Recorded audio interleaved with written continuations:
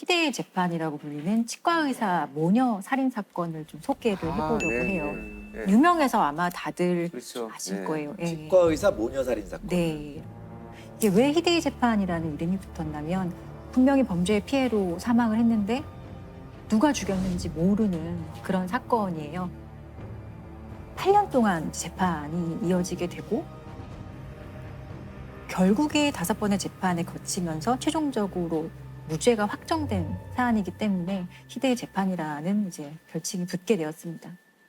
95년 6월 12일 오전 8시 45분경에 은평구의 어느 아파트 한 호실에서 밖으로 연기가 새어나는 것을 경비원이 발견하고 119에 신고를 합니다.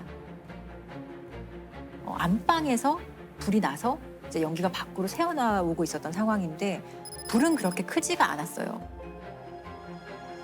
그냥 안방에 어떤 옷장과 옷 몇 가지 정도를 태웠을 정도고 불은 10여 분 만에 이제 진화가 됩니다. 욕실에 욕조에 물이 가득 담긴 채로 엄마와 딸이 목에 졸려서 사망해 있는 상태로 이제 발견이 되는 사건이고 31살 최 씨가 1살 난 딸 양과 함께 목욕탕에서 옷이 모두 벗겨진 채 숨져 있는 것을 경찰이 수사에 나섰습니다. 현관문은 잠겨 있었고요. 외부에 의해 어떠한 침입 흔적도 없었고 도난당한 물품도 전혀 발견되지 않았습니다. 범인을 면식범의 소행으로 보고 이제 경찰이 탐문 수사를 이제 진행을 시작하게 돼요. 이 사안에서 당시에 용의자로 지목을 받았던 사람이 이 남편은 외과 의사였어요. 그래서 이게 피해자가 치과 의사였던 거고 남편은 외과 의사였어요. 그래서 남편이 강력한 용의자로 이제 경찰의 의심을 받게 됩니다. 지목한 이유가 있었을까요? 그 피해자에게 내연남이 있었던 게 가장 결정적인 이유였어요. 치과를 이제 개원하는 과정에서 알게 된 어떤 남성과 내연 관계에 있다는 것이 수사 과정에서 밝혀지. 이 남편이 이런 내연남의 존재를 알고 그런 동기에서 부인을 살해했을 것이다라고 이제 경찰은 강하게 이제 의심을 하기 시작하죠. 그리고 또 하나의 어떤 경찰의 의심을 살 만한 상황은 남편을 조사하는 과정에서 옷 속에서 어떤 쪽지 하나가 발견이 되는데 그 쪽지에 영화의 제목이 하나 발견이 돼요. 위험한 독신녀라는 영화가 위험한 독신녀라는 영화가 그래서 어떤 내용인지 봤더니 어떤 여성이 남성을 살해한 다음에 욕조에 담그고요. 옷을 불태워서 없애는 장면이 나오는데 이것과 상당히 범행 수법이 유사한 영화를 이제 발견해보고 경찰이 좀 의심스럽다고 생각을 하는 거죠. 근데 막상 이 남편은 나는 모르겠다. 이 영화 뭐 별 기억도 안 난다. 제목조차 기억나지 않는다라고 했었는데 조사를 해보니 남편이 이 사건 발생 3년 전에 강릉에서 이제 공중보건의로 근무를 하는데 그때 강릉에 있었던 곳의 어떤 비디오 가게에서 이 영화를 2번이나 빌렸던 기록을 확인을 한 거예요. 그래서 같은 영화를 2번 빌려보는 경우는 드물죠. 네. 거짓말 탐지기에서도 사실 중요한 질문에 이 남성이 대부분 거짓 반응을 이제 보입니다. 거짓말 탐지기에서. 예. 그래서 사실 거짓말 탐지기 같은 경우는 증거 능력은 없지만 수사의 과정에선 상당히 이제 수사 기법으로 많이 활용이 되는 것이고 피해자의 어떤 심리를 흔드는 되게 중요한 수단이거든요. 그래서 경찰은 이 정도라면은 충분히 이제 남편이 범행을 했다라고 확정을 하고 검찰도 남편을 아내와 딸을 살해했다는 그런 혐의로 이제 기소를 하게 됩니다.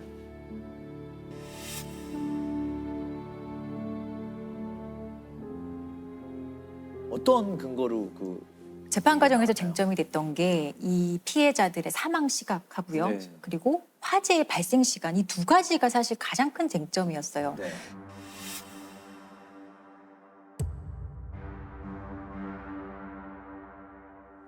당일에 이 외과 의사 남편은 자기 병원을 개원하는 날이었다고 하더라고요. 그래서 나는 오전 7시에 나갔다. 그리고 내가 나갈 때는 아내와 아이가 당연히 뭐 평소와 다를 바 없었고 살아 있었다. 그리고 7시에 나가서 나는 내 병원에 8시에 도착했다. 이건 어느 정도 인정받은 사실이거든요. 이 남편이 범행했다는 거에 대해서 사실 어느 정도 증거가 되는 상황인 거고 그리고 또 하나는 불이 나잖아요. 네. 근데 불은 8시 45분경에 최초로 연기가 뿜어져 나오는 것을 확인하거든요. 한참 뒤에. 남편이 7시에 출근했다면 1시간 45분 뒤에 이렇게 불이 났다. 뭐 불에 대해서 잘 몰라도 상식적인 차원에서 되게 이상한 상황인데 수사기관은 남편이 오전 7시 이전에 아내와 딸을 살해하고 그 이후에 불이 천천히 발생하도록 어떤 장치, 작업을 해놓고 나간 것이다. 이렇게 추정을 하고 이제 입증을 해야 되는 상황이 되었어요. 일단은 그 검찰이 기소를 하면서 피해자들의 사망 시각은 7시 이전이었다라고 얘기를 했고 되게 중요한 근거로 이 피해자에게서 발견됐던 시반과 시강 상태를 되게 중요한 근거로 봤어요. 사람이 사망을 하면 여러 가지 신체 변화가 일어나는데요. 그 중에서 사망 시간을 추정할 수 있는 단서들이 몇 가지가 있습니다. 네. 그 대표적인 것이 이제 시반과 시강은 이제 시체 경직이라고도 하는데요. 네.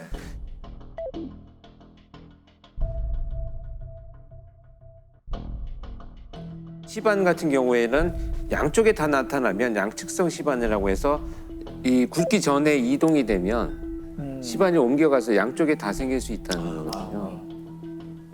피해자가 이제 양측성 시반이 네. 발견이 됐다고 하거든요. 그리고 네. 보통 이제 사망 후 6시간에서 8시간 이후에 발생을 하기 때문에 오전 7시 이전에 이 피해자들이 사망했을 것이다 라는 중요한 근거가 되죠.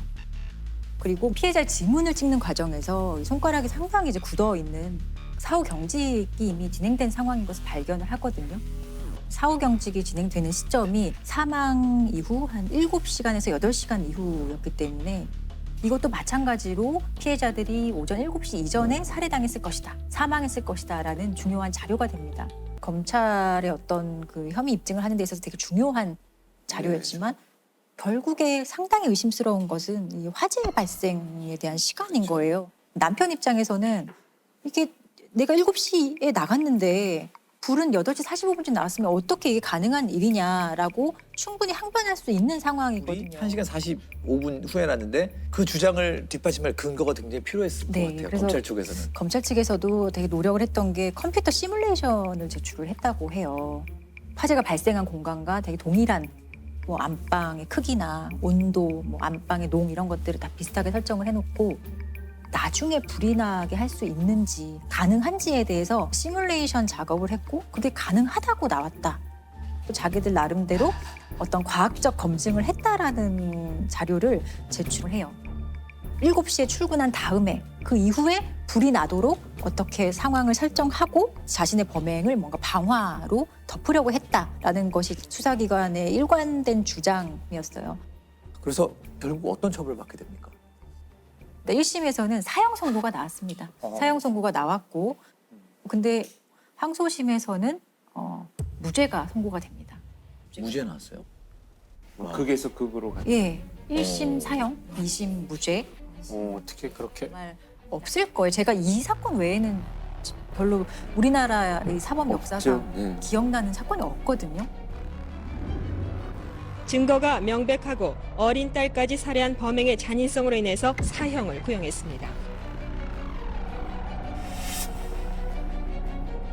항소심 재판부인 서울고등법원 형사 4부는 사형을 선고했던 1심과는 정반대로 이 씨에게 무죄를 선고했습니다.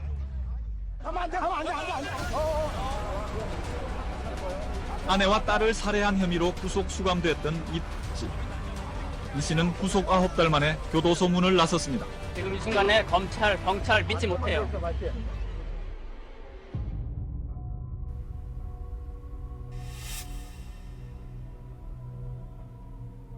일 1심에서 사형이었는데 2심에서 무죄가 되는 경우가 진짜 있나요?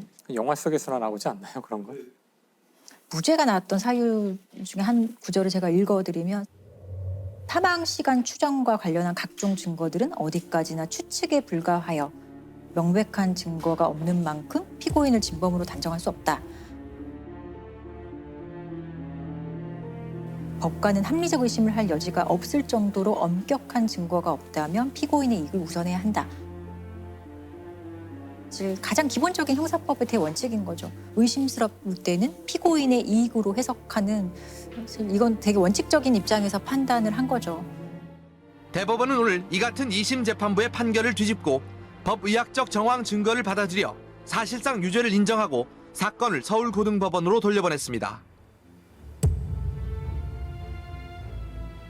우리가 재판에 그렇게 관심 갖는 시기는 아닌데 정말 이건 재판이 열릴 때마다 엄청난 양의 기사가 쏟아지고 전 국민적인 이제 관심 사안이 된 거죠. 그래서 정말 예, 엄청난 일들이 많이 엄청났습니다. 있었죠. 그래서 이런 간접 증거 하나하나가 종합적인 어떤 증명력이 생긴다. 그럼 이 정도 되면 유죄로 볼 수 있다라는 이제 근거를 제시하면서 항소심 너네 다시 한번 판단해봐 하고 이제 서울고등법원으로 돌려보내거든요. 기존의 법정에서 볼 수 없었던 그런 식의 이제 변론이라든지 피고인의 주장을 보게 되는데요. 네. 세계적으로 이제 이름나 있는 스위스 로잔 대학교의 법의학 연구소장인 토마스 크롬페처라는 권위 있는 법의학자를 한국 법정에 부릅니다. 네. 네. 그리고 이 법의학자에게 이 사안에 대해서 이제 물어보죠. 첫 번째로는 이 원칙적으로 피해자의 사망 시간 확인하는 것은 사실 좀 불가능하다. 7시 이후에 사망했을 가능성도 충분히 있다라는 취지의 진술을 하거든요. 가장 결정적으로 욕조에서 시신들이 발견됐다고 했잖아요. 근데 경찰이 출동을 해서 욕조의 물의 온도를 재지 않았어요. 근데 물의 온도 그리고 피해자들 어떤 시신을 확인할 때 직장 온도를 확인하는 게 네. 가장 정확하다고 하거든요. 근데 직장의 온도도 측정하지 않았어요. 물속에 있는 상황에서 어떤 물속의 온도를 고려하지 않고 어떤 시간과 시간, 여러 가지 피해자의 시신 상태를 확인하는 것은 물의 온도가 어땠냐 이런 특수성이 전혀 고려되지 못했다라고 증언을 하고요. 그 현장에 출동했던 그 팀장이 내가 손을 넣어봤다라는 네, 진술만 맞아요. 가지고 법정에서 그러면 어땠느냐 했더니 조금 따뜻했다라는 따뜻했다. 말 한마디로 굉장히 논란이 오히려 그 현장에 출동했던 과학수사위원들의 진술은 거의 대부분이 전부 다 탄핵돼서 인정받지 못했습니다.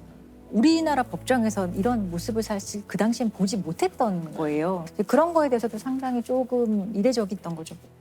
그리고 또 하나는 이 화재 발생 시간에 대해서 입증하기 위해서 피고인 측에서 학교 운동장에 1,800만 원을 들여서 세트장을 만듭니다. 똑같은 방식으로 세트장을 만들어요. 진짜 불을 한번 붙여보자. 이게 얼마 만에 뭐 전소가 되는지 이런 것들을 했던 거예요.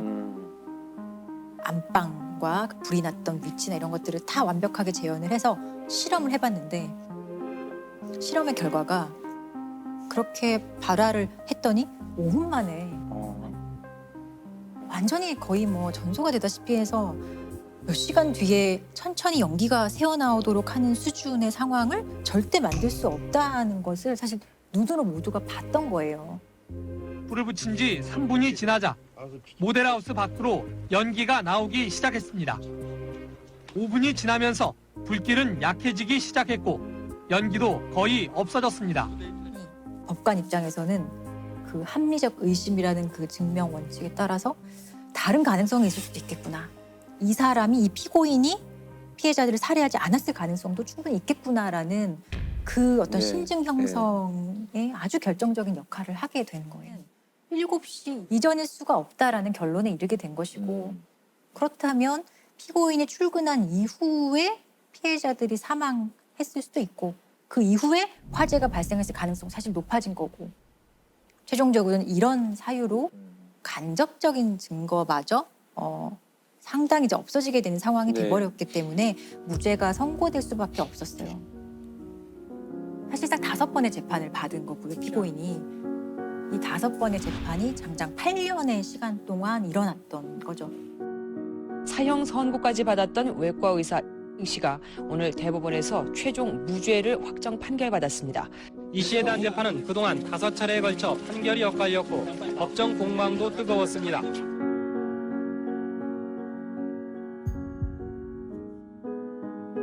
과학 수사라는 것이 자리 잡지 않았을 시점이고 법이 동기가 있고 뭐 주변 정황의 어떤 단서들, 거짓말 탐지기나 이런 것들이 있으면 뭐 과학수사가 동원되지 않아도 되라고 하는 안일함이 이제 분명히 있었죠.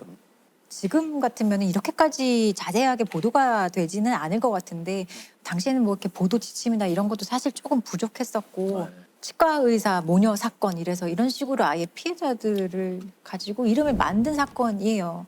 사적인 내용도 이제 막 그대로 노출이 되는 상황이 있었고, 근데 그럼에도 불구하고 이 사건에서 피해자들은 사실 사라졌죠.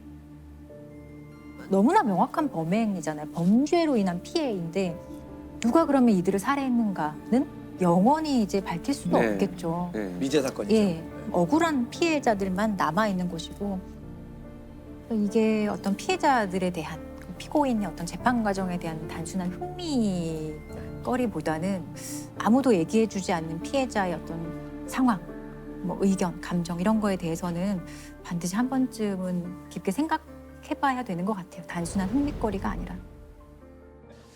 투구꽃 살인 사건. 이렇게. 투구꽃. 네. 카미야 치카라라는 이제 40대 남자고요. 이 남자는 사건 일어날 때 부인과 결혼한 지 불과 3개월밖에 안 됐었어요. 신혼부부였죠. 네.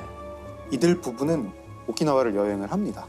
오키나와를 여행을 하다가 여행 마지막 날 이제 호텔에서 같이 아침을 먹고 체크아웃을 하고 공항에 가요. 공항에 가서 카미야는 나는 이제 급한 일이 생겨서 돌아가겠다. 당신은 친구들이랑 여행을 계속 해라. 네, 이래가지고 이때가 한 12시쯤인 것 같아요. 카미야는 이제 가고 이 부인은 친구랑 같이 오키나와 섬 옆에 이시가키 섬이라고 섬을 가요. 네. 이제 이시가키 섬에 도착하니까 1시 조금 안 되고 택시를 타고 호텔로 가는데 네. 거기서부터 이 카미야의 젊은 부인이 좀 상태가 안 좋아져요. 막 땀을 막 흘리고 뭐 좀 약간 호텔에 가서는 급격히 상태가 안 좋아져가지고 막 구토를 하려고 하고 약간 마비 증상이 오는 것 같고 그래서 친구들이 구급차를 불러가지고 병원으로 갔는데 3시쯤 병원에서 사망을 해요. 이상하죠. 전날까지 멀쩡하던 그렇죠. 사람이 나이가 많은 것도 아니고 누가 봐도 변사인데 그렇죠. 그래서 사망 다음 날에 남편의 허락을 받아가지고 부검을 하는데 사인이 뭔지 잘 모르겠고 약간 심장 색깔이 바뀌어 있었다고 해요. 근데 이 남편이 태도가 너무 침착해요. 너무 흥분함도 없이. 그리고 이 남편이 이제 이 법의학자분한테 한 이상한 말 중에 장기를 다 제자리에 두셨나요? 이런 게 물어봤다고요. 장기를 다 제자리에 두셨나요? 예. 이게 남편이 아내 부검 뒤에 법의학자한테 할 말이 좀 아니잖아요. 뭐 그런 건 묻지 않죠. 예. 부검이라는 행위는 정확한 사인을 찾기 위해서는 장기에 대해서는 얼마든지 손을 대거든요. 근데 대신 외형적으로는 깔끔히 마무리해 주십시오. 이런 부탁은 해요. 네. 네. 그래서 이 법의학자 분이 그 부검 보고서에는 그냥 급성 심근경색이라고 쓰는데 좀 이상하다 생각을 하면서 뭐라고 뭐 증거는 없으니까 사인도 잘 모르겠고 그래서 이 법의학자 분이 심장이랑 혈액을 따로 보관을 하세요. 검사용 말고 따로 네. 내가 또 보관을 한 거죠. 보관을 했습니다. 그리고 이 친구들이 남편을 좀 의심을 합니다. 이 남편이 카미야라는 남자가 알게 된 지 6일 만에 청혼을 하는데 부인한테 자기가 공인회계사다 이렇게 얘기를 했는데 친구들이 보기에 좀 이 남자가 공인회계사 같지가 않은 거예요. 그래서 공인회계사 명단을 입수를 해가지고 봤더니 거기에 카미야 치카라라는 이름은 없었어요. 그래서 당신 공인회계사 아니지 않냐 했더니 카미야는 내가 공인회계사는 아니고 중소기업에서 회계를 봐주는 컨설팅 일을 하고 있다. 뭐 이러면서 대충 어물쩍 넘어갑니다. 그리고 좀 으스스한 게 카미야가 집에서 자기가 영양제를 만드는 사람이었어요. 자기가 영양제를 만들어서 부인한테 맨날 먹였어요. 그러니까 이거 좀 이상하죠. 그래서 친구들이 경찰에도 이거를 제보를 하고 언론사에도 제보를 하고 보험회사에도 연락을 합니다. 혹시 이 사람 생명보험 든 거 없냐. 카미야는 처음에는 자기가 보험 든 게 없다고 했는데 나중에 보니까 있었어요. 있었고 아내 이름으로. 아내 이름으로. 액수가 너무 컸어요. 1억엔이 넘는 수령액을 받게 돼 있는데 예, 이게 1986년 일이었으니까 당시 환율로 한국 돈 10억 원에 해당하는 돈을 받게 될 예정이었고 그러니까 지금의 가치로 따지면 한 30억 정도 된다고 해요. 너무 의심스럽잖아요. 모든 게 다 인과관계 있을 것 같은데. 네. 그래서 언론사가 먼저 취재를 합니다. 이 카미야 치카라라는 사람 주변을 보다 보니까 이 사람이 결혼 이번이 사실 3번째였는데 앞에 부인, 그 앞에 부인도 다 심근경색으로 사망했어요. 너무 심지어 2번째 부인 사망할 때는 보험금도 받았어요. 당시 경찰이 이제 야 이게 사망금을 노린 보험 살인이겠구나 하고 이제 의심을 하게 되죠. 그래서 그 부검이한테 다시 연락을 합니다. 사법 부검을 해달라 이렇게 의뢰를 해요. 그래서 법의학자분이 카미야의 부인이 사망했던 증상이랑 비슷한 어떤 독성 물질을 계속 찾습니다. 찾다가 딱 맞아 떨어지는 거를 하나를 발견을 하는데 투구꽃이라는 그 식물에 독에 중독이 되면 이렇게 사망한다. 근데 투구꽃은 뿌리에 독이 많고 그 독은 이제 우리 이제 현대 용어로는 아코니틴이라고 하는 독입니다. 네. 1g만 복용을 해도 사람이 사망을 하는 맹독입니다. 네. 증상은 일단 먹으면 입에서 침을 많이 흘리게 되고 전신마비도 되고 구토도 오고 부정맥이 오는 그런 신경독이에요. 그렇죠. 근데 당시 1986년에는 사람 피에서 아코니틴을 추출할 수 있는 방법이 없었어요. 네, 기술도 없었고 그래서 이 법의학자 교수님이 어떻게 하셨냐면 당시에 다른 대학에 이 미세 검출기가 있는 대학이 있었는데 그 대학에 아코니틴을 추출할 수 있는 방법을 개발해 주세요. 부탁을 합니다. 그래서 개발을 하세요. 피를 그리로 보내요. 보냈더니 거기서 아코니틴이 나왔어요. 나왔고 근데 남편 너무 당당해요. 그죠? 네, 왜 당당하냐?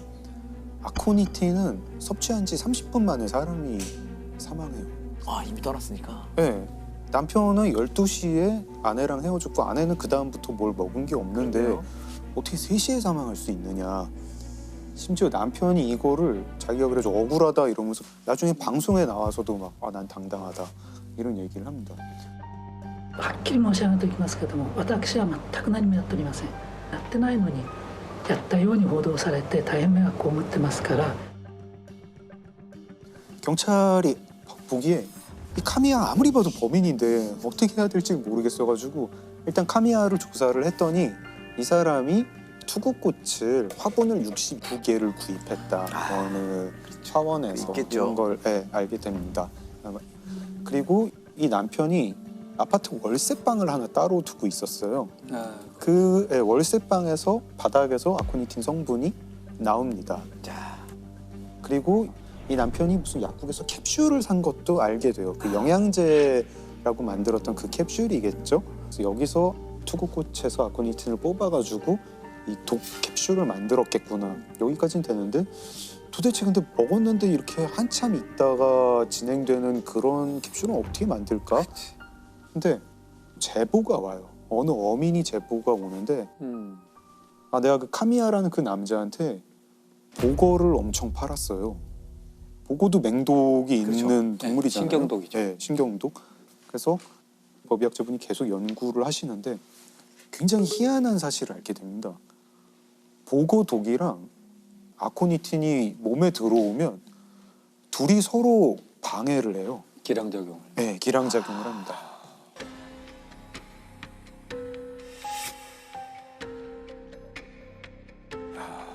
보고독은 아코니틴 독을 방해를 하고 아코니틴 독은 보고독을 방해를 해서 둘 다 원래 먹으면 그냥 바로 응급실 행인데 서로의 기능을 방해하는 거군요. 서로가. 서로의 기능을 방해를 합니다. 노벨상급입니다. 아니 그거를 연구할 정도면 그냥 연구를 그 하지. 정도는 연구비로 받을 수 있을 텐데. 범인 카미야 치카라.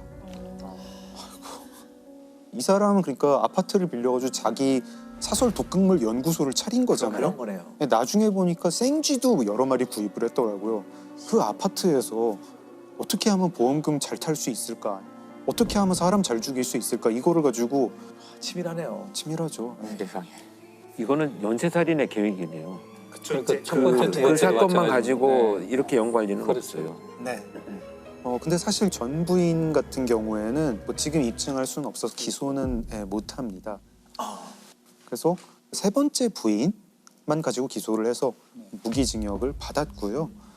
감옥에서 암에 걸려가지고 2012년에 사망을 했습니다. 이 사건을 해결하는 게 결국 이 법의학자 분이 혈액을 보관해서 해결하게 된 거죠. 아마 그 부검의사는 심장의 문제가 심근경색은 주로 동맥경화가 있어야 되거든요. 어떤 형태는 혈류의 공급이 안 돼야 돼요. 근데 젊은 여성들은 에스트로겐이나 호르몬이 있기 때문에 심근경색이 올 일이 없어요. 동맥경화가 막아져요. 그러다 사건이 풀리게 돼요. 그러니까 젊은 여성의 심근경색이 이해가 안 되니까 그렇죠. 보관을 다 해놓은 거예요. 관상동맥도 깨끗하고 심근경색이 출해된 이유는 모르겠고 그러니까 뭔가에 우리가 증명하지 못한 요인이 있을 걸로 보이니까 심근하고 혈액을 보관했을 거예요. 그러다 사건이 풀리게 된 거죠. 진정한 법의학자의 정말 그 열정이네요. 그렇죠. 그러니까 항상 의심하는 자세. 네. 엄여인 사건이라는 게 있습니다. 2000년 5월부터 2005년 2월 사이에 발생한 사건입니다. 근데 엄여인이라고 하는 한 여인이 주변에 지인들이 죽거나 또는 장애를 갖게 된 사건입니다. 주변 사람들이. 네.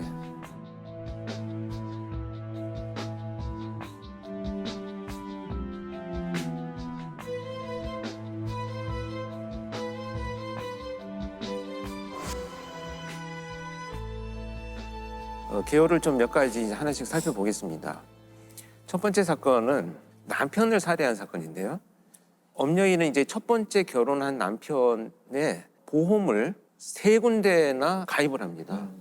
보험을 가입한 이후에 어느 날 남편한테 수면제를 먹여서 잠이 들게 한 이후에 핀 같은 걸로 눈을 찔러서 실명을 하게 만듭니다.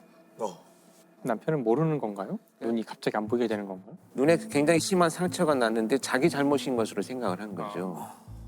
그리고 나서 이제 몇 달 뒤에 다시 이제 그 수면제를 먹여서 잠이 들어 있는 남편한테 얼굴에 끓는 기름을 부어서 화상을 입히게 됩니다. 사주에 이제 화상을 입히죠.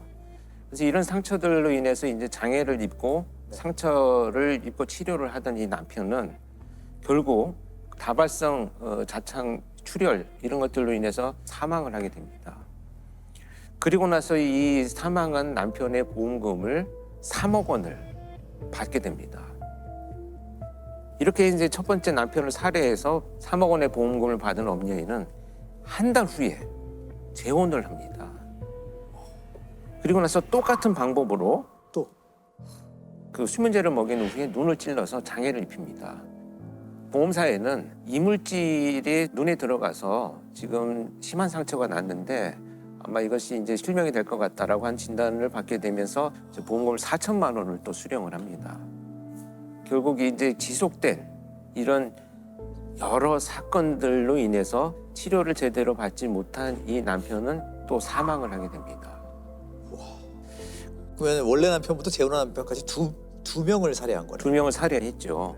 근데 여러분 여기서 되게 중요한 게 뭐냐면 보험 금액이 사망 그 다음에 가장 많이 금액을 받는 것이 실명이에요. 그래서 사실은 그런데 이제 이 엄여인의 직업을 보면 보험 관련된 일을 오랫동안 했어요. 그래서 잘 알고 있고 그 보험사를 속이는 방법도 알고 있었던 것으로 이제 추측이 되고요. 그러다 보니까 이제 그런 범죄를 이어가기 시작을 한 거죠. 진짜 잔혹한 게 그냥 사람을 죽이는 것도 잔혹한 일인데 보험금을 2번 받기 위해서 먼저 실명을 시키고 그렇죠. 또 살인하고 이게 정말로 좀 잔인한 것 같아요. 29살 주부 엄모 씨는 지난 2000년 남편에게 수면제를 먹인 뒤 눈을 찔러 멀게 했습니다. 치료를 받던 남편이 숨지자 엄 씨는 보험금으로 2억 8천여만 원을 타냈습니다. 2년 뒤에 재혼한 남편도 똑같은 방법으로 당해 치료를 받다 숨졌습니다.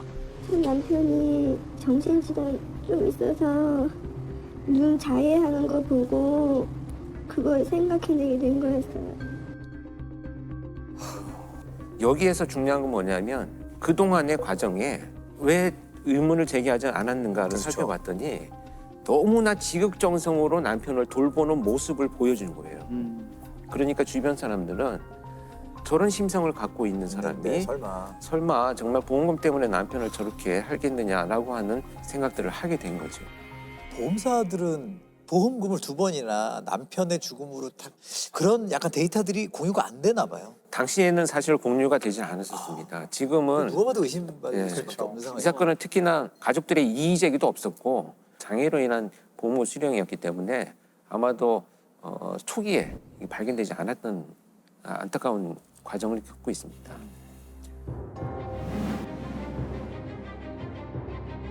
이제 이 두 사건을 저지르고 나서 이 엄녀이는 본격적으로 범행을 저지르기 시작을 합니다. 이제 시작이었던 거죠. 어이쿠. 그래서 이 범행의 대상은 결국 이제 자신의 가족들로 향합니다. 정말 끔찍한 것이 수면제를 탄 주스를 만들어 가지고 자기 어머니한테 그걸 먹게 만듭니다. 정신을 잃은 어머니의 눈을 주사 바늘로 찔러 가지고 또 실명을 시키고 장애를 만들죠. 결국 이제 이 사건으로 어머니가 실명한 보험금 7천만 원을 또 자기가 수령을 하게 됩니다. 근데 사건을 계속 이어갑니다. 지금 사건이 계속 남아 있어요. 와. 이럴 수가 있지. 이제 그 친오빠를 대상으로 자행이 됩니다. 수면제를 사용해서 정신을 잃게 만든 다음에 염산을 부어가지고 눈을 실명을 시킵니다. 이때 이제 이 오빠가 치료를 하기 위해서 병원에 입원을 합니다. 결국 친오빠도 살해를 해야 되겠다라고 생각을 해서 입원을 한 병원에 찾아가가지고 링거 호수에 이물질을 넣어서 살해하려고 계획을 했지만 병원에 이제 그 감시 시스템이 잘 돼 있어서 실패를 하게 됩니다. 근데 이 사건은 지금 말씀드린 사건은 이제 범행이 다 끝나고 나서 본인의 자백에 의해서 밝혀진 사건이요. 이게 좀 개요들만 훑어가는데도 너무 이건 분노가 아니고 약간 경악스러운. 여기에서 정말 이제 경악스러운 일이 더 벌어집니다. 5번째 사건이 발생을 하게 되는데요. 그동안의 범행 수법이 유사하게 이루어지다 보니까 이것이 밝혀질 것이 두려워서 수법을 바꾸는 치밀함을 보여주기 시작을 합니다. 오빠와 동생한테 수면제를 먹인 후에 방화를 저질러서 화상을 입힙니다.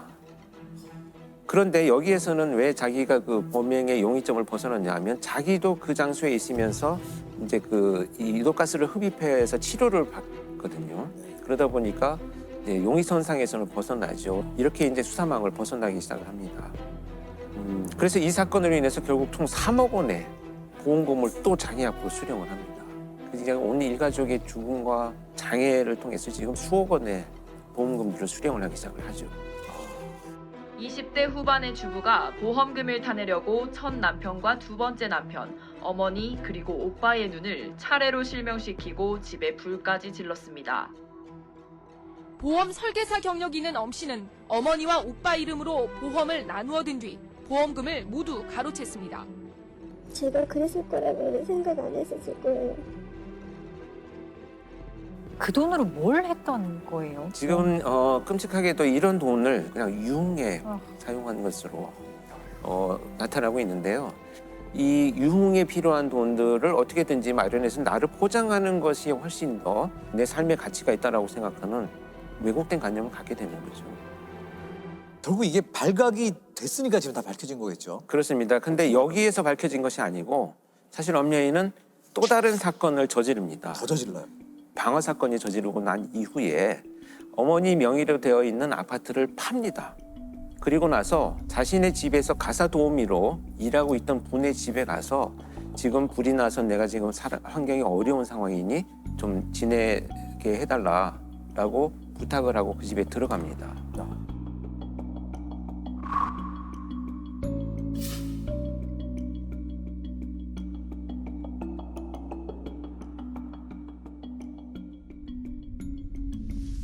강 씨의 집에서 거기에서 또 방화 범죄를 저지릅니다. 결국 그 화재로 강 씨 남편은 사망을 합니다. 그리고 강 씨는 그 화상을 입어서 이제 병원에 입원을 하게 되고요. 그리고 자기도 이제 현장에 있었다라는 이유로 용의선상에서 벗어났는데 마지막까지 이제 시도를 하기 위해서 심지어 강 씨가 입원해 있는 병원을 불을 지르려고 갑니다. 그래서 시도를 하는데 다행히도 이제 그 방화 미수에 그칩니다. 이때 이제 그 주변 사람들한테 발각이 되어가지고 체포가 되면서 이 수많은 악행들이 드러나게 됩니다. 엄 씨는 잠시 머물렀던 파출부 강모 씨의 집에도 불을 질러 강 씨의 남편을 숨지게 한 혐의도 받고 있습니다. 결국 이로 인해서 최종 무기징역이 선고가 되어가지고 수감 생활을 하고 있습니다. 이 엄여인의 사이코패스 그 점수라는 게 있다고 하는데 그게 아주 화제였던 것 같아요. 저도 실제 그 이제 송치되기 전에 분석을 하기 위해서 프로파일링을 하기 위한 면담을 했었는데 사이코패스 검사는 40점 만점에 24점, 25점이 넘어가면 굉장히 위험한 사람이다라고 평가를 합니다. 그 알고 계시는 뭐 유영철, 뭐 강호순 이런 자들이 뭐 37점, 38점 이렇게 되니까 굉장히 높은 위험성을 갖고 있다라고 표현하는데 엄여인은 죄책감의 결여, 그다음에 충동성, 자기중심성 이런 것들을 평가하는 사이코 체크리스트에서 40점에 육박할 것이다. 전부 이렇게 진단을 하고 있습니다. 그러니까 자기중심적 사고나 또는 충동성 이런 부분들이 굉장히 심각하게 높았던 제가 직접 만났을 때는 의외로 거의 말을 하지 않았었어요. 그러니까 어떤 의미로 저는 받아들였냐면 일종의 수치심을 느꼈다라고 생각을 하는데요. 범행을 저지른 결과에 대한 수치심이 아닙니다. 이건 자신에 대한 수치심이에요. 들켰다는. 그러니까 무슨 얘기냐면 이렇게 자신에 대한 수치심을 갖는 경우는 과도한 자존감이 있는 경우에 이 모든 일들이 내가 이렇게 잘못한 것이 아니고 내가 잘못한 것이라고는 체포될 만한 빌미를 내가 만들었기 때문에 내 스스로 수치스럽다라는 이런 의미를 더 잘할 수 있었는데 그렇죠. 내가 잘못해서 잡혔다. 자신에 대한 연민을 드러내는 그런 면담의 느낌들을 많이 받았습니다. 자, 이 엄여인 사건을 알 수 있는 특징은 무엇일까요? 일단 특징 첫 번째는 범행 대상이 주로 가까운 지인이나 가족, 면식 있는 사람들일 가능성이 높다라는 것이고요. 특히 이제 엄여인 같은 경우에는 보험금이 목적이었기 때문에 보험금을 자기 명의로 돌릴 수 있는 가족들을 대상으로 범행을 이어간 것으로 판단이 됩니다. 또 다른 하나 특징은 이제 직접 공격을 하지 않고 수면제라든지 이런 약물을 이용한 범죄로 피해자도 모르게 범행이 저질러지는 수법을 사용하는 것이 많이 나타난다 이렇게 볼 수 있겠죠. 자, 또 다른 대표적인 특성을 보인 사건이 있었다고요? 이제 밀실 살인 사건으로 좀 알려져 있는 거여동 일가족 살인 사건입니다. 2003년 12월에 송파구 거여동의 한 아파트에서 주부인 박모 씨 그리고 이제 3살배기 아들 10개월 된 큰 딸이 셋 다 이제 한 집에서 사망한 채로 발견이 됩니다. 서울 거여동의 한 아파트에서 31살 박모 여인과 3살과 1살 난 자녀가 숨진 채로 남편 남모 씨에 의해 발견됐습니다. 부인 박 씨는 목이 졸려 있었고 두 자녀는 질식한 상태였습니다. 이제 그 방 안의 상황을 보면 작은 방에는 3살 된 아들이 보자기를 둘러쓴 채로 사망을 해 있고요. 또 10개월 된 딸은 얼굴에 비닐봉투가 씌워진 채로 사망을 해 있습니다. 그리고 그 방문 난간에 빨랫줄이 연결되어 있는데 거기에 피해자가 목을 맨 채로 사망을 해 있습니다. 그래서 발견이 된 건데요. 이게 왜 밀실 사건이 됐냐면 문은 잠겨져 있었고 아파트 열쇠가 가방에 들어있는 채로 작은 방에서 발견이 되거든요. 그다음에 뭐 발자국이나 족적이 나타난 흔적 이런 것이 이제 발견되지 않으니까 경찰이 초기 단계에서는 아이들을 살해하고 자기가 이제 극단적인 선택을 했다 이렇게 이제 초기 판단을 하죠. 그런데 남편이 진술을 합니다. 도무지 우리 가족은 그동안에 살면서 이렇게 그만한 갈등도 없었다. 그래서 경찰이 CCTV 수사를 하죠. 누군가 이제 드나든 사람이 있는가. 이때 발견된 사람이 한 명 있습니다. 이 사람이 누구냐면 이 사망한 피해자 박모 씨의 고등학교 동창인 이모 씨입니다. 이 이모 씨가 사망한 시간으로 추정되는 시간에 엘리베이터를 타고 여기 왔다가 간 흔적을 이제 발견을 하게 되죠. 그래서 이제 참고인으로 조사를 하기 시작을 하는데 이 이모 씨가 조사받는 수사관 앞에서 옷소매를 내리면서 자기 손등을 가리는 행위를 합니다. 손을 왜 그렇게 자꾸 가리느냐 이렇게. 라고 봤더니 빨랫줄에 융선이 이렇게 나타나 있었던 거예요. 그리고 그 빨랫줄이 쓸려 있던 이런 선이 발견이 됩니다. 그래서 이 경찰관이 이 여성의 집에 이제 압수수색을 가게 됩니다. 근데 이 압수수색을 갔더니 이 여성의 집에서 일기장이 나왔는데요. 이 일기장 안쪽에 종이 한 장이 발견이 됩니다. 이 종이에는 어떻게 살해할 것인가를 계획한 계획서가 발견이 되죠.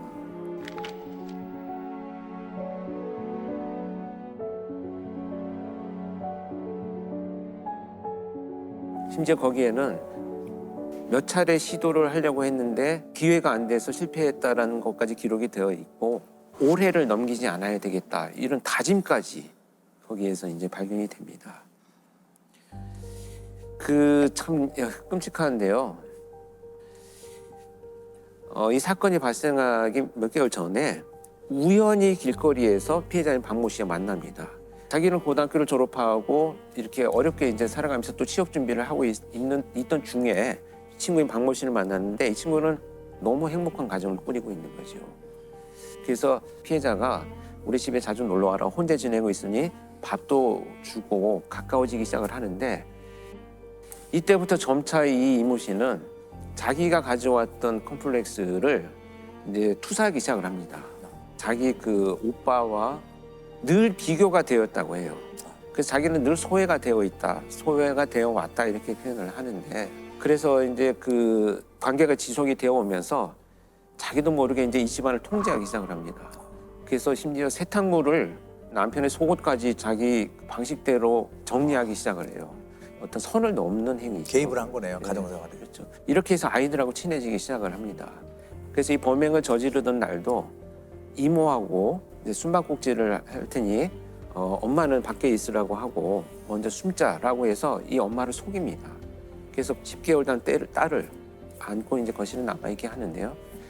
그리고 나서 방으로 데리고 들어간 아들을 이제 보자기를 씌워서 지식사 시켜서 살해를 하죠. 그리고 이제 그 안쪽에 이제 그 숨겨놓은 다음에 이 엄마를 이제 유인을 합니다.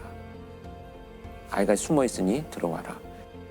그렇게 해서 이제 들어가려고 했던 이 엄마를 뒤에서 빨랫줄로 목을 걸어가지고 잡아당겨서 살해를 하게 됩니다.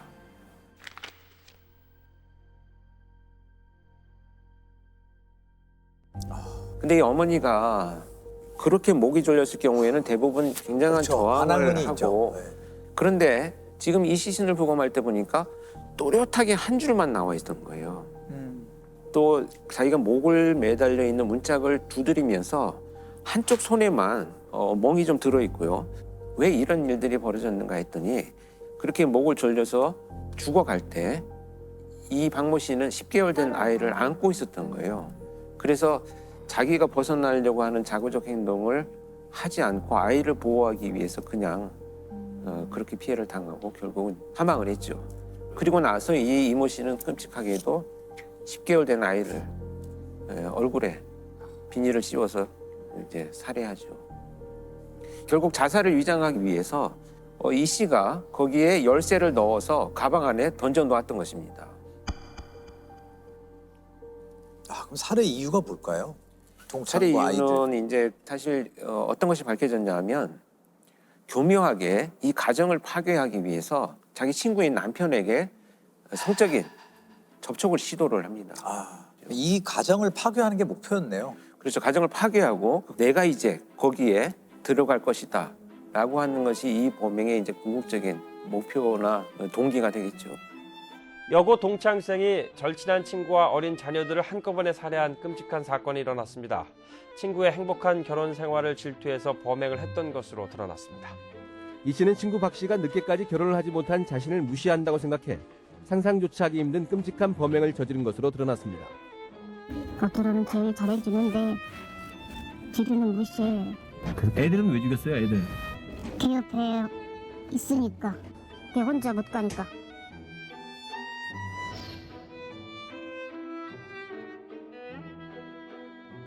그 우연한 만남이 없었으면 좋았을 것을. 거리에서 만났던 그렇죠. 사실 그렇게 보면 어떻게 보면 범죄는 그렇게 선의를 베푸는 사람들이 있고 피해를 입는 경우들이 많아서 결국은 더 뭐 안타깝고 우리가 분노하는 부분이기도 하죠. 결국 이제 아까 염려인 사건처럼 이 두 범죄의 대표적인 특징은 그 범행이 우발적이고 충동적인 것이 아니고 자신이 처한 상황을 벗어나기 위해서 굉장히 치밀하고 계획적이었다라는 특징이 있습니다. 그리고 자기 목표를 이루기 위해서 사람의 목숨을 도구로 쓸 수도 있지 않나 이런 특징들을 발견을 했던 사건입니다.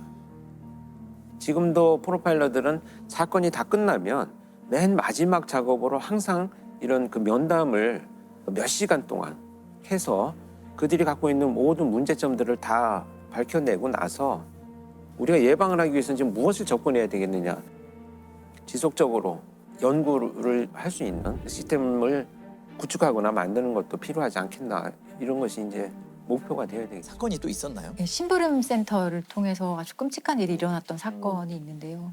2004년에 있었던 평택 영아 청부 납치 사건입니다. 되게 끔찍하지만 되게 슬픈 사건이기도 한데 2004년 6월 15일에 강원도 미시령에서 어떤 20대 여성의 시신이 발견이 돼요. 당시 시신의 상태는 온몸이 이제 끈에 묶여 있었고 포대자루에 이렇게 씌워져 있었거든요. 근데 경찰이 신원 조회를 해보니 20일 전에 실종 신고된 21살의 고 씨였어요. 근데 이 고 씨라는 여성이 실종 신고될 당시에 생후 70일 된 아들도 함께 실종 신고가 됐었거든요. 근데 현장에는 아들은 전혀 없었고 경찰이 당연히 아들에 대한 수색이나 그 파악을 하기 위해서 노력을 했었는데 아들은 전혀 어디 있는지 확인이 안 됐어요. 남편에 대한 그 용의점도 전혀 없어서 이 사건이 완전히 미궁에 빠지고 갑자기 미제 사건이 되어버렸는데 아주 우연한 기회에 경찰이 아주 중요한 단서를 이제 찾게 돼요.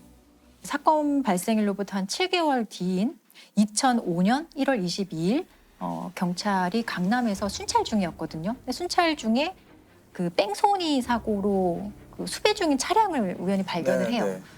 이 사건이 일어난 지 8개월 만인 지난 22일 경찰은 검문하던 중 교통사고 뺑소니 운전자를 검거했습니다. 중대한 범죄는 아니었어요. 오토바이랑 사고를 내고 조치를 취하지 않고 도망간 그런 상대적으로는 경미한 사건이었거든요. 그런데 경찰이 이제 뭐 다가가서 좀 얘기를 하자 갑자기 이제 도망을 가기 시작하는 거예요.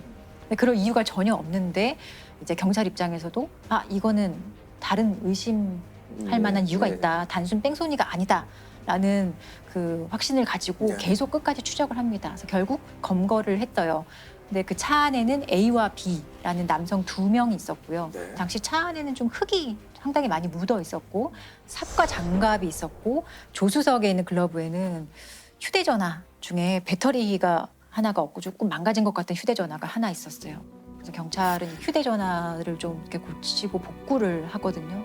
휴대전화 안에 내장되어 있는 번호로 경찰이 다 전화를 걸어봐요. 근데 대부분 뭐 없는 번호거나 전화를 받지 않았는데 한 사람이 전화를 다시 해와요. 그래서 얘기를 해보니 그 사람이 너무 놀랐다. 자기 지금 이 번호가 7개월 전에 살해당한 내 친구의 번호다. 이런 얘기를 합니다. 이 휴대전화가 그 미시령에서 발견된 그 고 씨가 사용하던 휴대전화였던 거예요. 그러면은 이 두 사람이 결국 범인이었나요? 네, A와 B 씨가 평택에서 아이를 안고 산책을 나왔던 21살 고 씨와 그 아이를 납치해서 차량에 태우고 아이는 다른 사람에게 주고 엄마가 너무 격렬하게 저항을 해서 엄마를 살해하고 또 시신을 이제 안매장하거든요. 근데 아이는 그러면 누구에게 줬느냐? 심부름 업체 사장 정 씨라는 사람을 통해서 A와 B 씨도 이제 범행을 부탁받은 거예요. 아이를 구해와라. 심부름센터 직원인 범인은 갓난아이를 구해달라는 의뢰를 받고 경기도 평택에서 고 씨와 갓난아기를 납치했습니다. 고 씨는 아기를 빼앗기지 않으려 발버둥치다 살해됐습니다. 갑자기 막 그래버리니까 제 막 당황해갖고 화가 있더라고. 막 그러다가 그냥 안 되겠다 그래가지고. 유명할 수가 얼마든지 있을 것 같은데 굳이 그걸. 그러니까요. 그래서 원래 이 아이를 구해오라고 부탁한 의뢰인은 그게 궁금합니다. 예, 30대 여성 김 씨였어요. 김 씨는 이 심부름센터 사장 정 씨에게 성별 상관없다. 아들이든 딸이든 상관없으니 신생아만 구해달라라는 부탁을 해요. 그 부탁의 대가로 4천만 원을 착수금으로 주고요. 성공했을 경우 3천만 원을 더 주겠다. 그렇게 약속을 합니다. 이유가 너무 궁금한데요. 네. 근데 이 의뢰인 30대 여성 김 씨는 이제 결혼을 앞두고 있는 여성이었는데요. 너무 황당하게도 결혼을 앞둔 예비 신부기도 했지만 이미 남편과 두 아이가 있는 엄마이기도 했어요. 한 가정의 또 유부녀이기도 했어요. 그런 상황에서 김 씨가 남편과 불화가 생기기 시작을 해서 나이트클럽 같은 데를 막 다니면서 어떤 한 5살 어린 남성을 만났다고 해요. 근데 그 남성이 잘생겼고 좀 부유했고 해서 김 씨 입장에서는 절대 놓치고 싶지 않은 사람이었던 거예요. 그리고 이 사람과 교제를 하지만 이 남성은 선뜻 이 김 씨와 결혼하겠다는 얘기는 하지 않아요. 그래서 생각한 게 임신했다고 얘기하면 결혼해주겠지라는 생각을 하고 내가 사실 이제 임신했다라는 거짓말을 해요. 그래서 결혼이 성사가 돼요. 근데 김 씨는 이미 가정이 있는 사람이잖아요. 그렇기 때문에 이 결혼식 자체를 하객이나 친지 이런 것들을 많이 부르지 않고 조촐한 결혼식을 했어야 되는데 그 명분으로 우리 친정 부모나 가족들이 많이 외국에 살고 있다. 그래서 그렇게 결혼식을 올립니다. 그리고 김 씨 쪽 사람으로 왔던 하객들은 전부 다 그 하객 대행 아르바이트를 통해서 온 하객 알바생들이었고요. 그 하객 알바생 중 한 명이 이 심부름센터 사장 정 씨였던 거예요. 이들이 여기서 처음 만나게 돼요. 그런데 문제는 이제 아기죠. 임신을 했다고 했으니 아이가 있어야 되는데 임신을 하지 않았거든요. 근데 이미 김 씨는 되게 결혼을 할 때부터 머릿속으로 되게 큰 그림을 그리고 있었어요. 아이는 친정이 있는 미국에서 원정 출산하겠다고 얘기하고 그리고 어디서 아이를 구하면 되겠지라는 말도 안 되는 생각을 하거든요. 그래서 실제로 결혼식을 올린 후에 이 김 씨는 아이를 낳으러 미국에 가겠다라고 얘기를 하고 새로 결혼한 남성 부모 쪽으로부터 출산 비용 이런 명목으로 4천만 원까지 받아요. 근데 결국에 이 4천만 원은 아이를 납치해달라는 의뢰의 그 착수금으로 이제 사용이 됩니다. 근데 이 신생아를 구하는 게 정말 쉬운 일이 아니잖아요. 네네. 그래서 실제로 이 심부름센터 사장 정 씨가 보육원도 돌아다녀보고 근데 저 이 부분이 되게 끔찍한데 병원 신생아실도 막 아이를 납치하려고 막 왔다 갔다 했다는 거예요. 아이를 훔치려고? 네. 들어갈 수가 있나요? 외부인이? 그러니까 좀 경비가 삼엄하니까 다 실패를 했던 거예요. 근데 이런 시도를 했다는 것 자체가 저 너무 무서웠거든요. 아무튼 이런저런 시도를 했음에도 불구하고 그 부탁받은 아이는 못 구했던 거예요. 그리고 4천만 원을 돌려줄까라고 생각했더니 이미 이 정 씨라는 사람도 도박, 사업, 부채가 너무 많아서 돌려줄 수 없는 상황이었어요. 그래서 이 정 씨가 A와 B를 포섭을 해서 납치 지시를 합니다. 아이를 구해오라는 납치 지시를 하고 A와 B에게 그 납치의 대가로 고작 1,500만 원을 줘요. 그러니까 1,500만 원에 이 A와 B는 아이를 납치하고 그 아이의 엄마까지 살해하는 진짜 반인륜적이고 폐륜적인 범죄를 저지르게 된 거죠. 자, 궁금한 거는 그 아기의 생사 여부가 아이는 무사히 잘 크고 있었다고 해요. 김 씨 여성과 새로 결혼한 그 남성 사이의 아이로 둔갑이 되어서 아이는 무사히 친아빠의 품으로 돌아갔다고는 하지만 너무 끔찍하고 되게 너무 슬퍼서. 예. 동건왕과 결혼을 하기 위해 임신을 했다고 속인 김 씨는 아기가 필요했습니다. 그래요? 맞아요? 나는 이렇게 될지 몰랐어요. 못 키우는 아기를 낳아서 키울 수가 없는 그런 아이를 원했던 건데 이런 거를 원했던 건 아니에요. 사실 한 번에 세 가정을 지금 무너뜨린 그럼요. 거잖아요. 예, 그 죽은 엄마도 너무 안 됐고 또 이 김 씨에게 속은 다른 가족들도 그렇죠, 양쪽 다. 김 씨 남편도 황당할 것 같아요. 김 씨 친자식들 있지 않습니까? 남편과 친자식은 갑자기 엄마가 살인 교사범이 그리고 속아서 결혼한 이 남성은 얼마나 황당하겠어요. 이거는 한 사람을 살해한 거 이상의 처벌이 네. 있어야 될 것 같다는 생각이 들거든요. 근데 결국에 이제 살인을 직접 하고 아이 납치하고 이런 정범들인 A와 B 씨는 무기징역이 선고가 됐거든요. 근데 정작 이 사건의 모든 원흉이라고 할 수 있는 이 김 씨 여성과 심부름센터 사장 정 씨는 5년밖에 선고를 못 받았어요. 왜냐?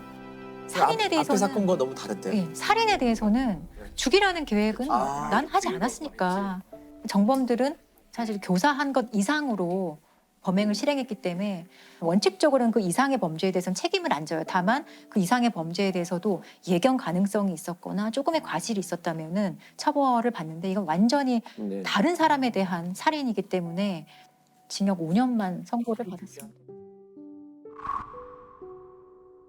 그래서 판사가 선고를 하면서 외양만의 행복을 쫓는 가치관이 전도된 여자와 돈이면 무엇이든지 한다는 인간성이 마비된 남자의 비극적 만남이 아기를 출산한 기쁨으로 가득한 한 평범하고 행복한 가정의 어머니와 아이를 영원히 갈라놓는 폐륜적 납치와 살인을 불러왔다라고 좀 이 부분을 밝힙니다. 강하게 밝힙니다.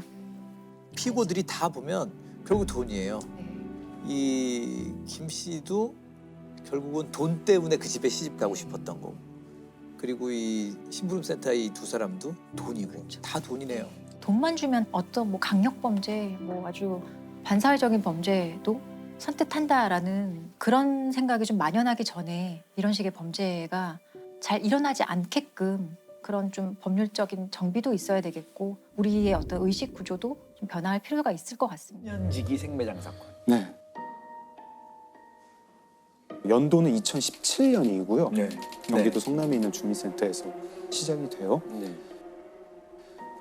기초생활수급자한테 이제 현금이나 물품을 나눠주는 업무를 하시는 사회복지사분이 한 아주머니가 걱정이 되기 시작을 하는 거예요. 이 아주머니를 A 아주머니라고 할게요. 그 아주머니가 오셔야 될 때가 지났는데 안 오세요. 계속 안 오시니까 경찰에 신고를 합니다. 이 A 아주머니는요, 약간 좀 어눌한 분이었어요. 그렇다고 일상생활이 막 이렇게 못하실 정도는 아니었어요. 그리고 이제 주변 사람들한테도 물어보니까 주변 사람들이 별로 걱정을 안 해요, A 아주머니를. 아니 뭐 전에도 뭐 이렇게 좀 뭐 나가가지고 뭐 며칠 있다 돌아오시더라 뭐 이런 식이었어요. 근데 이 A 아주머니는 문자 메시지도 평소에 안 보내고 뭐 물건 살 때도 신용카드를 안 쓰시는 분이라 가지고 좀 그 생활 반응이 잘 안 나오는 분이었어요. 현금 쓰고. 네. 근데 길어지다 보니까 경찰서에서 아 이거 좀 이상하다 하면서 강력팀으로 사건을 맡깁니다. 그래서 이제 A 아주머니가 평소에 친했던 사람이 누굴까, 그 사람들한테 A 아주머니 근황을 좀 물어봐야겠다 이러면서 수사를 하는데 성남에 모란시장 있잖아요. 그 5일장. 이 A 아주머니가 그 모란시장에 장이 열릴 때마다 가서 거기서 시간을 많이 보내셨다고 해요.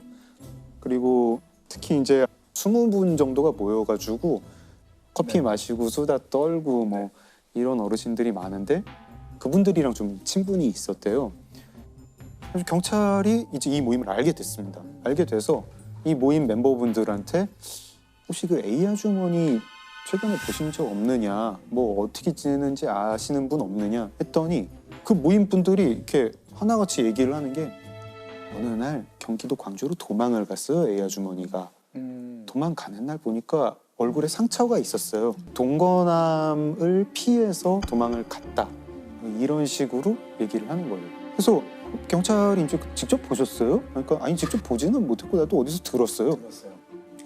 그 이제 동거남을 찾아가야겠죠 일단. 그랬더니 동거남이 자기도 그 소문 때문에 미치겠다는 거예요. 난 그런 적 없고 누가 지금 그 소문을 퍼뜨리고 있다.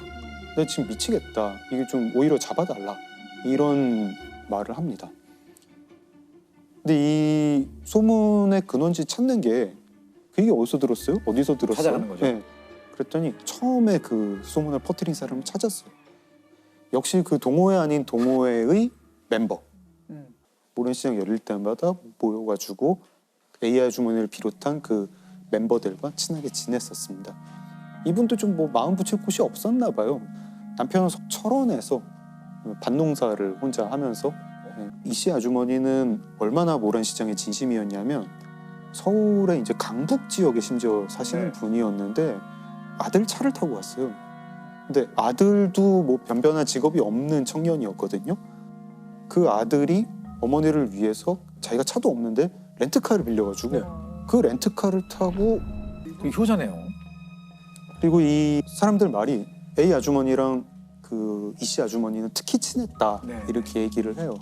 근데 친하긴 친한데 대등한 관계가 아니었던 것 같아요. 왜 뭐 커피 좀 타와라 그러면 커피 타오고 약간 상하게 관계가 네, 있는. 좀 미묘하게 이제 언니 동생 관계로 이 씨 아주머니가 A 아주머니를 좀 봐주기도 하고, 근데 또 뭐 심부름 같은 거 시키기도 하고, A 아주머니는 이 씨 아주머니한테 언니라고 부르고 뭐 이런 관계였습니다. 근데 경찰이 이 씨 아주머니한테 그 A 아주머니 경기도 광주에 갔다는 거 어떻게 아셨어요? 하고 물어보니까 자기가 직접 들었대요. 언제 들었느냐? 7월 14일에 들었다. 모란시장에서 들었다. 근데 이 7월 14일이 좀 특이한 날인 게 A 아주머니가 휴대폰이 그날 꺼지거든요. 그날 꺼지고 이후에 켜지지가 않아요. 그러면서 이 씨 아주머니가 나는 그 다음번 모란시장 열릴 때 7월 19일에도 A 아주머니를 봤다. 모란시장에서. 그때도 건강히 와가지고 모란시장에 있다 갔다. 경찰이 이제 그때부터 좀 이상한 거예요. 왜냐하면 7월 19일에 A 아주머니를 모란시장에서 봤다고 하는 사람은 아무도 없어요. 이 씨 아주머니만. 네. 그리고 7월 14일에도 없어요. 아무도 없는데 이게 어떻게 된 걸까? 좀 그래도 이 씨 아주머니 말하는 게 좀 이상하니까 이 씨 아주머니가 그 아들이 빌렸던 렌트카 그 행적을 한번 추적을 해봅니다. 7월 14일에 그 차가 서울에서 성남으로 왔더라고요. 와가지고 좀 있다가 철원에 가요. 그래서 수사팀의 어떤 형사분은 뭐 남편 잠깐 근데 그 A 아주머니 휴대폰 끊긴 게 어디지? 찾아보니까 남양주에서 끊겼어요. 남양주에서. 네. 성남에서 철원 가려면 중간에 남양주를 거쳐야 돼요. 가는 길이죠. 네, 가는 길에 끊기니까 이상한 거예요. 그래서 이 씨 아주머니 아들을 불러가지고 최근에 철원 언제 갔다 오셨어요? 하고 물어보니까 아버지 만나러 뭐 며칠 날 갔었고요. 며칠 날 갔었어요. 하는데 7월 14일만 얘기를 안 해요. 거기서 추궁을 안 합니다. 자동차 내역 봤더니 7월 14일 갔구만 이 얘기를 안 하고 그냥 거기서 빠르게 그 철원 집을 압수수색 영장을 청구를 해서 수색 영장을 받습니다. 그래서 그 철원 집을 갔어요.